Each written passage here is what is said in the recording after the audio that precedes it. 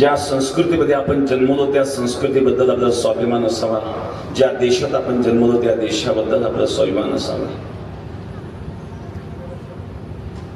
परंतु ज्या वेळेला आमच्यावर कोणी आघात करतो त्यावेळेला प्रतिकार करणं आमचे कर्तव्य आहे. आपण ऐकलं या ठिकाणी व्याख्यानांमधून गजनवीच्या मोहम्मद पासून अनेक आक्रांत आले. 17 वेळा त्या गजनीवैदने सोमनाथ मंदिरावर स्वारी केली, लुटलं. ते पराक्रमी होते म्हणून नाही, आम्ही झोपलेलो होतो म्हणून,